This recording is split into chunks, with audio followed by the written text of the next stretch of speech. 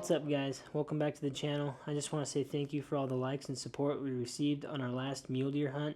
It really means a lot to me. I was not expecting that video to do as well as it did. If you haven't seen the video, please go check it out. Now, on that video, a few of you guys were curious to know more about my rifle build and the gear that we were using. So in today's video, we're going to go ahead and do a full gear dump and rifle build from our Idaho spring bear hunt we just went on. Let's get into it. Alright guys, this is day 4 of our spring bear hunt we're doing. It's in Maine. It's a little late in season, but figured I'd give you a gear dump and talk about my rifle. I know in my last video I had a couple comments asking me about the rifle setup and some of my gear, so here's a good time to do that. We'll start with the rifle first, since I know that's what most of you guys care about. So right here I have my 7 PRC. This cover I've got on it is just the Muley Freak rifle cover. A lot of people don't run covers, but this rifle was spent enough money on this thing. Try to protect it when I can.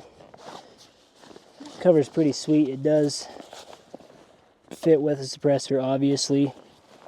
And here on the back, it comes with these straps right there on my pack at the moment.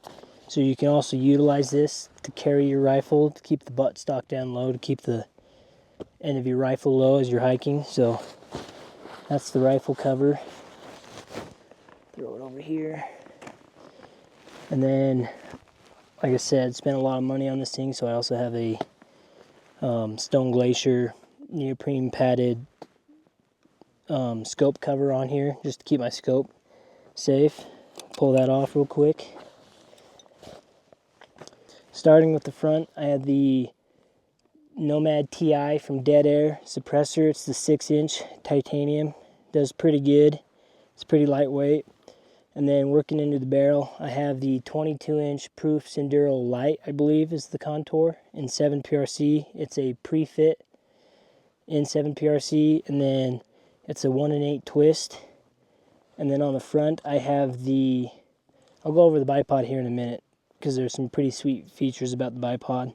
So working into the, for the sling, I have the FHF gear sling, which is pretty sweet because it also utilizes the pack to where it's a quick detach. I can throw it on, buckle it here, and then you buckle it down at the stock, and it's easy to get off your pack.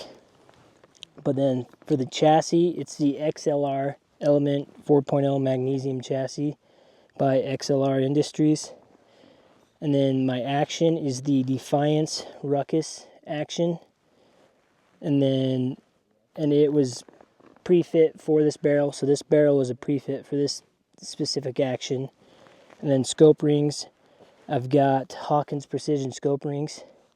And then my scope is a Leupold Mark V HD 5 to 25 by 56 in MOA. I can't remember the exact reticle pattern, but it is in MOA. I will say it's too big in my opinion. I wish, knowing what I know now, I would get the smaller one, just for the being that when I shoot long range quite a bit, and when I shoot long range, my maximum zoom that I like is 14, and where this goes to 25, it's just too much in my opinion.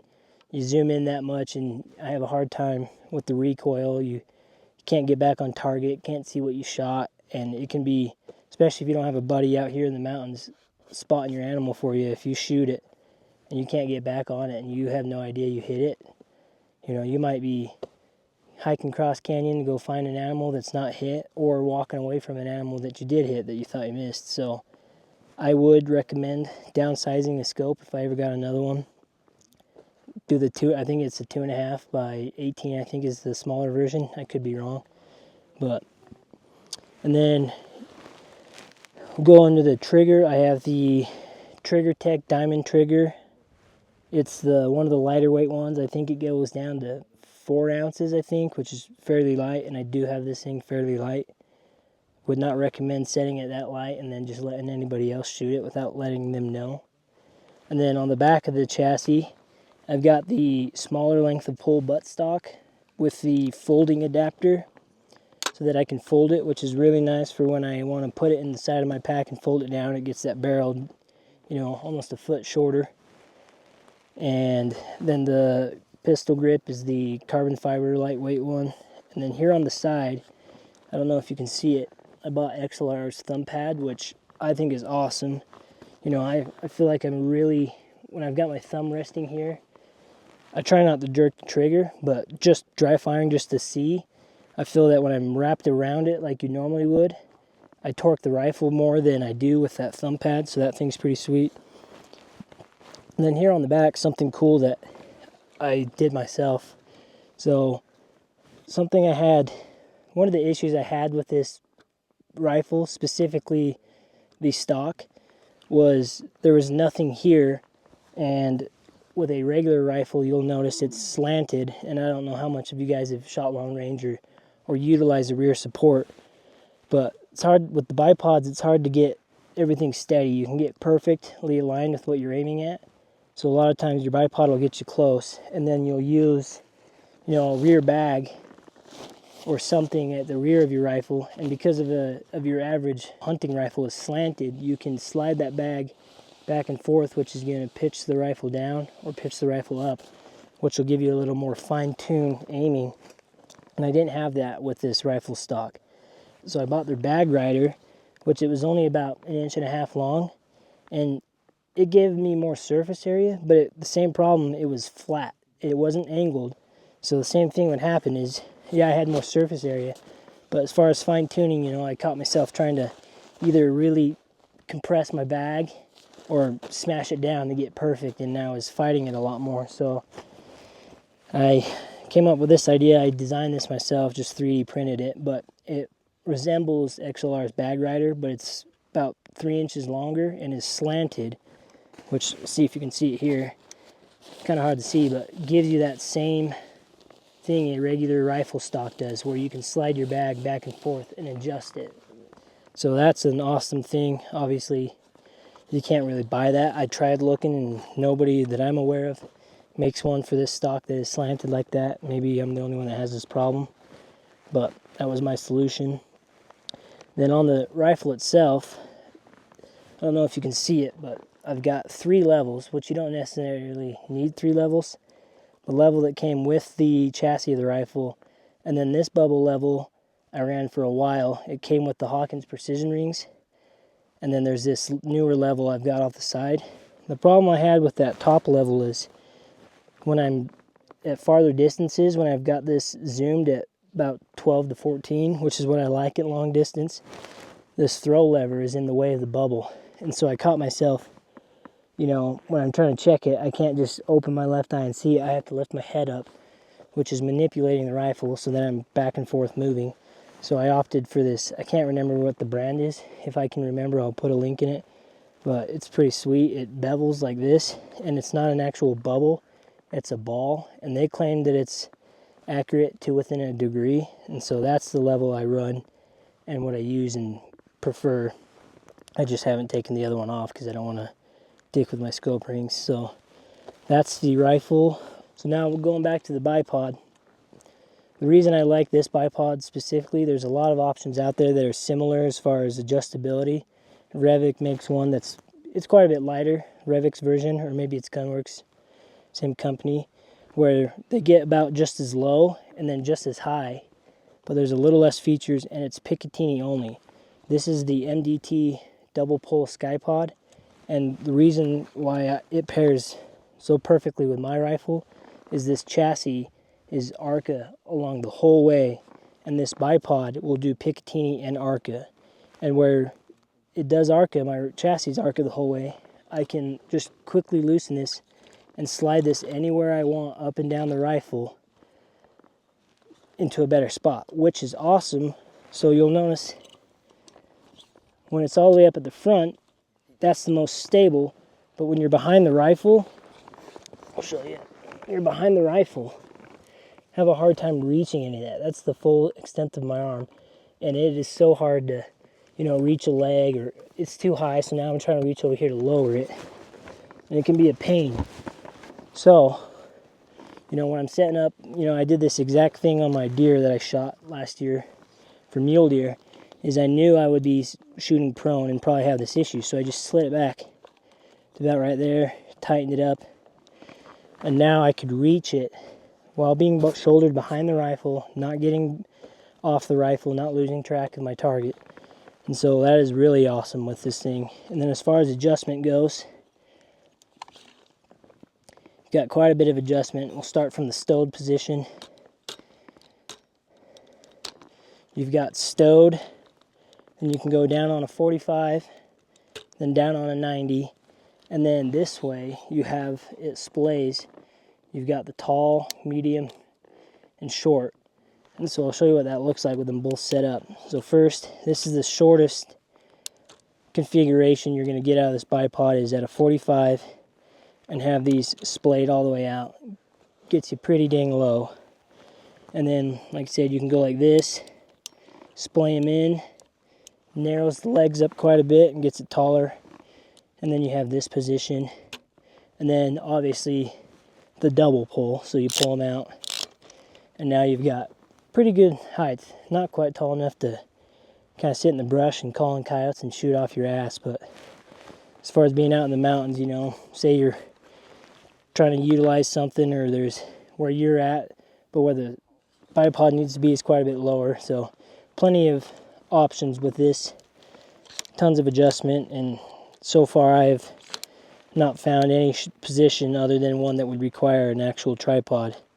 Haven't found a position where this thing can't do the job, so pretty sweet. That's the rifle. Real quick, I will talk about the cartridge. I hand load these. I am shooting a 195 grain Berger Elite Hunters with 80G brass, CCI primers, Vitavori N570 powder. And out of this 22-inch barrel, I've got these 195 grain bullets going 3,005 feet per second at 60-degree temperatures. So moving pretty quick, really low BC, awesome long-range gun. I've shot 2 animals with it at 400 yards, my buck and then my father-in-law's antelope buck. They were all 400 yards, did the job. I've gone long range shooting and shot out past 1,000 yards, and I'm getting really good groups. So, yep, that is the rifle. Go ahead and set that to the side. So now real quick, we'll dive into the pack and then my shelter, and then I'll get more into the actual gear that I have. Because obviously we're here at camp, so my gear is not going to be in my pack. It's a little bit spread out right now, so starting with my main pack system, let's go with the trekking poles. These are the Peaks Sissy Sticks, Backcountry Elite, believe, with the cork. These things are awesome. I'm sure a lot of you guys that are watching already have trekking poles, but for those of you that don't and are looking into this kind of stuff, I highly recommend them. There's a lot of times hiking with weight, they've saved me from tripping. They reduce the fatigue on your legs, and there's a lot of other things you can do with them. I'll show you here in a minute. Our tarp, you can utilize them for your shelters. And another thing that is really valuable in my opinion is if you've got your spotter on your tripod and you don't want to keep going back and forth from your spotter to your binos, as far as your bino adapter to go into your tripod. A lot of times I'll just sit down and adjust this to its perfect length where I can rest my binos on it. And it's not as steady, obviously, as being on a tripod. You're still moving it. But it is 1,000 times better than trying to hold it with your hands, you know, and your arms are getting fatigued, you're shaking. This just gets you that much sturdier. And so, yeah, I can't recommend trekking poles enough.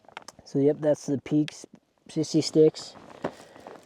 Here in my pack is the Stone Glacier Sky 7900, I believe. I've got the Nalgene bottle holder right there. Fits a Nalgene bottle just perfect. This is the Muley Freak Nalgene bottle. That's my water. And then I also do have the Platypus water bladder inside there. But so yeah, I've got on the left side, I've got their bigger pouch, their hip pouch, and in there is where I normally keep my headlamp. And then I have this Go Hunt ammo pocket holder or pocketbook, whatever you want to call it. Holds 10 rounds. So that way I've got 3 in my magazine and then 10 extra rounds. So hopefully plenty enough rounds for a hunting trip. If I need any more than that, I probably shouldn't be hunting. Should probably take up fishing or something. And then on the other side I have the smaller pouch. Kind of put random stuff in there, snacks. On the hip belt I do have a knife put on there, but that's not a big deal. Going into the back of the pouch, we'll start with the hood. I usually always run the hood, even in day mode. This thing really compresses down and the hood's just awesome. So in my hood, I have the, I can't remember the name, the altimeter mitt, I think, from Stone Glacier. I have those. I have the rain fly for the pack, just an extra set of Sitka gloves. And then I normally, in the hood as well, pack my not my shelter, but my tarp, which I'll go over here in a minute. This is the bag with the extra stakes, but it's the Stone Glacier tarp. So that's what I carry in the hood. Sometimes I'll throw an extra headlamp up there as well. And then also when I'm really loaded down and it gets hot and I want to hurry and take a sweater off, I'll just throw it in the top too so I don't have to tear my pack apart. Then here on the back of the pack normally is my glassing pad. I have it strapped like that. This is just the Mealy Freak glassing pad. So that's what I do with that. And then going into the meat of it, obviously when you're fully loaded down with camp, you'll have a lot of stuff in here. But as far as day mode goes, right now I have the Stone Glacier puffy pants. These things are light. I can't recommend them enough. Obviously September elk, I don't see myself taking these, but spring bear, mule deer in October and November, where it gets really cold, these are really worth having. They're really lightweight. And then I have the Stone Glacier puffy coat to go with it. This thing is awesome. And then here I have these are these little Mountain Ops gear bags, but inside of there I have some rain gear, the Sitka rain gear, and then in the bottom of the pack I have my kill kit. I call it kill bag, it's just Allen bag, but inside of there I have Grex Saw game bags. I have my Stone Glacier dry bag, and then my knives and some tape and some tie wire for tie tags and stuff. So that comes out, when it's time to process an animal. So that's the kill kit. That always stays in the pack.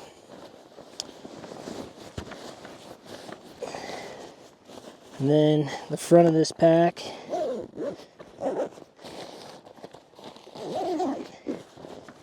is this little zipper down the middle, and this is where I keep, there's nothing in there right now, but it's where I keep my smaller gear bags, my hygiene stuff, fire starter, shit like that. That's where that normally goes. Maybe some snacks and stuff. And then there is another side pouch on this side that I normally put when my gaiters are wet, when I'm not wearing them, I'll throw them in there, and then my saw usually goes in there. So that is the pack set up. Now let's hurry and get into the glass, and then I'll get into my shelter and gear. So as far as optics and bino harness goes, we'll start with the spotter. This is just the Leupold lightweight, I can't remember the name of it, but their tripod. It does pretty good. It's really good for lightweight stuff. My spotter is a little too heavy for it. It's really hard to get stable, and there's no pan head. I don't know from experience because I don't have one yet, but I've heard the Tricer ones are really good. I plan on getting the Tricer AD, and that's going to basically, retire this tripod. This will just become an extra one for camera gear, or a buddy that needs a tripod that doesn't have one. So, but for now, this is what I got. And then the spotter is the Vortex Razor HD 27 to 60 by 85. So it's a big boy. Big enough to do the job. Sometimes too big, but here we are. And then my digiscoping setup. I have the all-in digiscoping, which I haven't tried all of them, but I have had phone scope, then MagView, and then all-in, and I cannot recommend all-in enough versus those other two. Other brands I have no idea about, But I love this all-in setup. It is so easy. It comes with a perfect cover to protect your glass on this side, and then it just snaps on perfect every time. The mag view, one thing about it is it doesn't snap perfect. You got to line it up and get it, and then you're constantly adjusting it. Where this, boom, landscape, want to go portrait, boom, every time. It's perfect. Another thing that I like about this that I do not like about the mag view, and I am going to talk shit on the mag view for just a quick minute, was with the mag view, I don't know if any of you guys watched our deer hunt from last year, but I was phone scoping on a mag view, and it did not cover up the 3 cameras that you see on all these new iPhones and smartphones. So it utilized an app to single out the other 2 cameras and stick with the 1 camera. And I had it happen to me 3 times, once shooting a target. The second time was on my father-in-law's antelope buck, tried to get that on phone scope, lost the footage. And then this third time, which was the final straw on my buck, utilizing that app, for some reason, every now and again, it'll show it's recording, and then by the time you hit end record and stuff, it does not save the footage. And I had that problem with the mag view, and that was the final straw, and I ditched it. So don't ever buy it. But back to the all-in. This doesn't need an app. You'll notice this thing right here. I obviously don't have my phone in there, but it covers up the other 2 cameras, which can suck if you're trying to zoom in or do stuff, but it's, you got to take your case off to use those other cameras. But as far as trying to digiscope, you don't have to worry about another app. You don't have to worry about not getting your footage. As long as you press record with the regular camera app of the phone, you're going to get it. And there is no trying to line it up. You just put your phone in the phone case, get on target, throw it on there, hit record, and you're good to go. So that's the all-in. I recommend it. So yeah, that's the spotter. So now moving into my Bino system. This is the Mealy Freak Game Changer 2.0. This thing is pretty sweet. I've used this a lot. I've used a couple others, but so far this one's the one I like the most. I haven't tried the marsupial gear one, but it seems very similar. It does seem a little narrower on this end, which might be a plus for archery, where this, sometimes I can see the string catching, but I haven't had problems with it. I like this Bino harness. Inside of the main pouch, I've got the Vortex Viper 12 to 50s. Here on the front, there's 2 pouches. There's a zip pouch and then a stretchy pouch. And this stretchy pouch back here is where I keep all my tags. Because in my opinion, I don't go anywhere that I plan on hunting without my Bino harness. So if my Bino harness is with me, my tags are with me. So that's where I keep the tags. And then this little zip one, I keep, elk diaphragms, game calls, and then just an extra set of cheap hearing protection. That's what I throw in there. And then there's 2 side pockets. On this side I have wind checker. You can throw whatever you want in there. And then on this side I have my Leatherman. And then as far as the pouches, on this side I have the Sig Sauer Kilo 2400 ABS ballistic rangefinder. That's my rangefinder. And then in this little accessory pouch I keep electronic earbuds, sometimes snacks, basically whatever you want. I also keep in this bag at all times, there's a little shell holder, so I don't put bullets in it, but I put extra batteries for my rangefinder in there, so that my rangefinder, if it dies, I have batteries for it. So that's what's in that pouch. Here on the clip I've got the Garmin InReach Mini 2, and then on the bottom I've got my little microfiber towel from Night Force to clean my optics, and then I have a Montana knife sheathed on the bottom. And there is a back pouch that you can stick other stuff, but here I'll show you. I have the Vendetti holster that fits with most Bino harnesses, especially this one, but that is how I am carrying my handgun. And it's a decent sized handgun. So yeah, anyways, it fits a nice sized handgun. This is a Glock 20 10 mil. I do carry a 10 mil. It's a little overkill in some places, but where I'm from locally, there is grizzly bears in a lot of the places I hunt. So I opt out for the bigger handgun. So that is the Bino system. Now let's move into the shelter real quick. here's the sleep system and shelter system. So right here, here's that tarp I was talking about before from Stone Glacier. This thing is pretty sweet.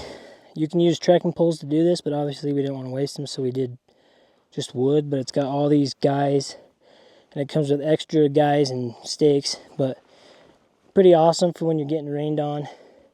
Have a way to stay out of the rain. We've at night been putting our gear under here as it rains, which gives us more room in the teepee.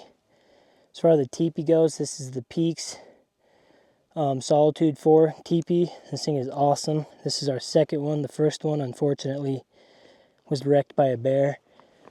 We've learned our lesson on that. Food does not stay in camp anymore. But the stove, we've got I think it's the SLX, I think from Seek Outside. It's Seek Outside stove. And then these are my buddies' sleep systems. But as far as my sleep system, I've got the Stone Glacier 0 degree bag right here. This thing is warm. I've got just the Thermarest pillow, and then I have the Thermarest Neo X-Therm sleeping pad. That thing has got I think it's a 7 point something R value, so it is super warm. And as far as our ground tarps, a lot of people buy them, but it's free because of our buddy, but we use Tyvek. It's lightweight, it is loud, but it weighs nothing and it's waterproof.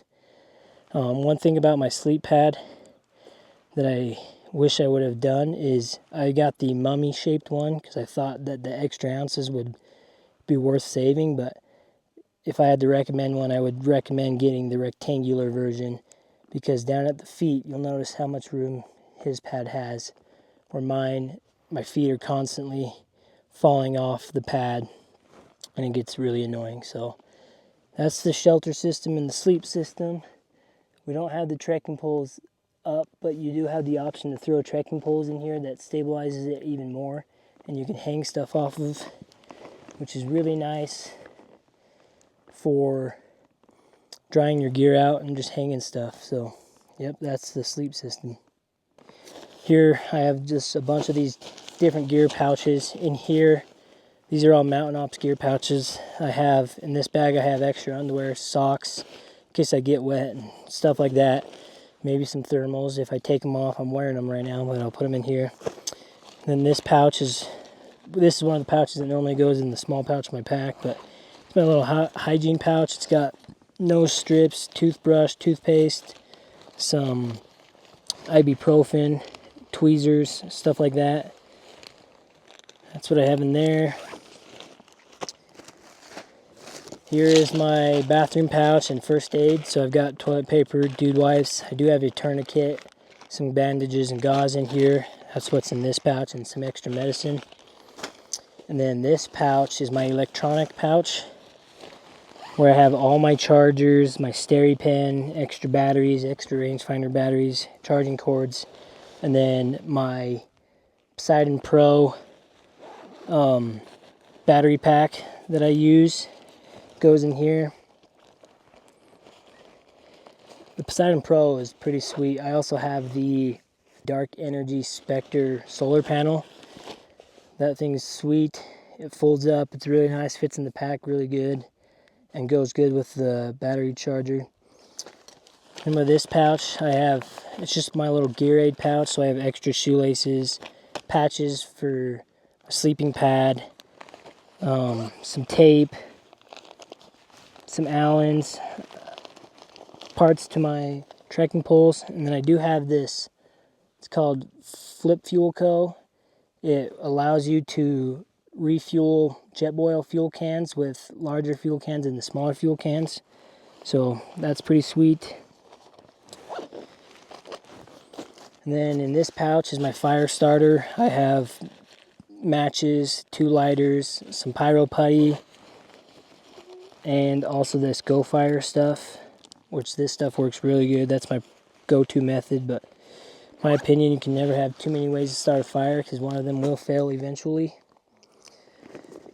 Here's I label it my pick-me-up bag, but it's just got things like my Mountain Ops Ignite, liquid IVs, hot Ignite for cold days, some sauce packets for my peaks, and just small things like that.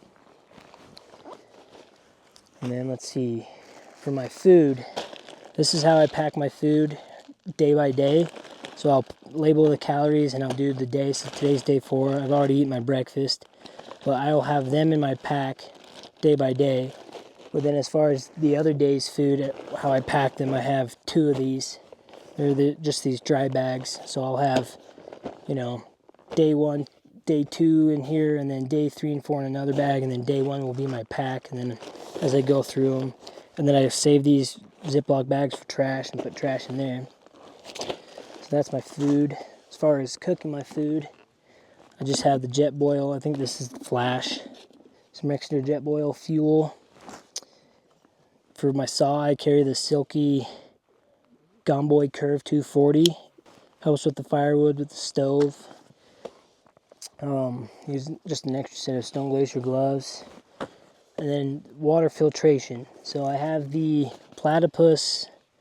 This is their gravity filter. It comes with a 4-liter dirty bag and a 4-liter clean bag.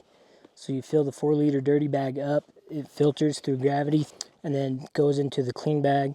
So at all times I at least have a way to carry 4 liters of clean water and then 4 liters of dirty water. And then I also have this Hydro Pack 4-liter thing that's lightweight and folds up, and it holds 4 liters of water. So that's another way to pack water. There's some water in there right now. Here we have some paracord, and then a little tin cup for coffee or hot ignite, so I'm not dirtying the jet boil with cocoa. And then this little thing, this thing's pretty sweet. It's the Climate, I don't know what they call it, but it's a little, it rolls up into nothing, but it's a little LED tube that you blow up, and it fits around the center post of our teepee just perfect. And then I've got this little Milwaukee plug-in. You could obviously use any battery pack, but this is for this light, so I use a different battery system so that I'm not wasting battery for my phones and inReach and other stuff. So that thing's pretty sweet. My headlamp, this is the Peaks headlamp. This thing is really awesome. It's the red. It's got 3 quick settings of brightness for red and blue LED, and then there's another way to go through even dimmer settings. It's got a lockout feature, which is awesome, so that you lock it out, you're not going to accidentally turn it on, burn a hole in your gloves like I have before with a headlamp, or drain your battery. So that's pretty sweet. And then last thing, as far as small gear, here's my, I call them camp dudes. They're hay dudes, just for quick crossings and walking around camp when the boots are wet and you want to take boots off and stretch your feet. So okay, we'll go over just some of the gear I'm wearing. This is the, for my pants, I have these Stone Glacier de Havilland pants, and I've got these Stone Glacier gaiters. My boots are Crispy Nevadas. Not a big fan of them, but I spent money on them, so I'm going to wear them out. They're non-insulated. Underneath my jacket, I've got just merino wool. I think it's from Stone Glacier. Doesn't really matter. But then this hoodie right here, this thing is awesome. I can't recommend it enough. It is lightweight. It, even though it's not waterproof, it still keeps you dry even when wet somehow. But it's from Duckworth. It's the powder hoodie, I believe. I got in gray. It is super warm, super lightweight. It is awesome. It is basically replaced a couple of my jackets that I have from Sitka that I don't even pack anymore. So that's my clothing system.